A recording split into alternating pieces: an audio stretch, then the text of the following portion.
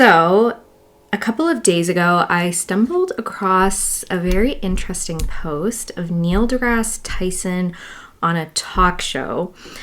And he basically stated that if you're a Scorpio, you're actually probably not a Scorpio. You're in Ophiuchus, as he said. And I just want to clarify some things regarding this, why it's not entirely wrong, but also why it's not entirely right. This is a quote from India Times. Vedic astrology uses the positions of the stars or constellations to calculate the actual positions of planets, while Western astrology is based on the position of the sun at the spring equinox. So basically, in modern Western astrology, as well as in traditional Hellenistic astrology, which is the astrology that the ancient Greeks practiced, the zodiac is associated with the seasons. It is not associated with the constellations in the sky. The two are separate entities. And so, if you look at a chart, any chart, you will see 12 signs of the zodiac. And the signs are organized based on element, so fire signs, water signs, earth signs, air signs, right? That's what most people are familiar with. But the signs in the zodiac are also organized based on modality, right? So these three modalities are cardinal, fixed, and mutable. Cardinal signs are initiators, okay? They start things. And so therefore, they start or they begin a season. So Aries, for example, is the start of spring. It is initiating the springtime. Fixed signs are associated with stability and rigidity, right? So they occur in the middle of a season, right? So Taurus, again, for example, Taurus comes right after Aries. Taurus is associated with the middle of spring. And lastly, we have mutable signs. Mutable signs are associated with change and transformation.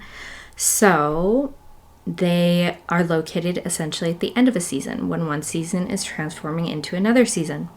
And an example of this would be Gemini, right? Gemini is located at the end of spring. It's that season where spring is turning into summer, right? And you can kind of see those changes occurring. So basically, that is the pattern that the zodiac follows.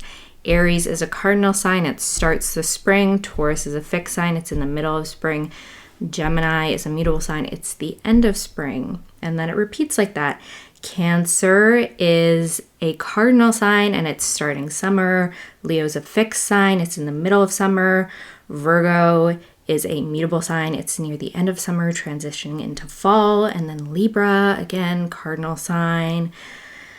Scorpio, fixed sign. Sagittarius, mutable sign. Capricorn, cardinal sign. Aquarius, fixed sign. Pisces, mutable sign, right? So it goes like this around the wheel of the zodiac. And another thing that Neil talked about in this very brief video clip I saw was the precession of the equinoxes. So the precession of the equinoxes basically refers to the tilting of the earth. And this occurs over many thousands of years. But what ends up happening is that over time, again, very, very slowly, the stars and the constellations shift. We basically end up with new constellations. And the thing about this is that Neil essentially insinuates that all modern Western practices and the ancient Hellenistic tradition that rely on the seasons are incorrect because they don't account for precession of the equinoxes. And he states that this is because we only recently found out about precession of the equinoxes, right? It's a recent discovery in recent history. And this negates all of what astrology teaches. However, the assertion that we haven't known about the precession of the equinoxes for a very long time is just simply not true. We have known about the precession of the equinoxes, or have at least theorized about the precession of the equinoxes, since the 2nd century BC. But as I mentioned earlier in this video, the Vedic system does follow the precession of the equinoxes. So we have known about this for an extremely long time. And this discourse really surrounding what's the right method of, following the stars is not new discourse. This has been a discourse that has been happening for many hundreds of years. But the main issue, I think, is that people assume that one system is inherently superior to another system.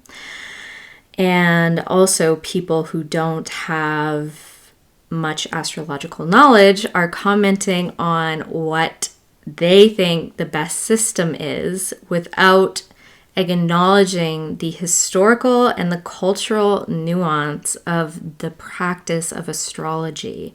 So this is something that I want you guys to keep in mind as you're going through your astrology journey. Just be mindful of the fact that there are different teachings, there are different systems, and no one system is innately superior to another.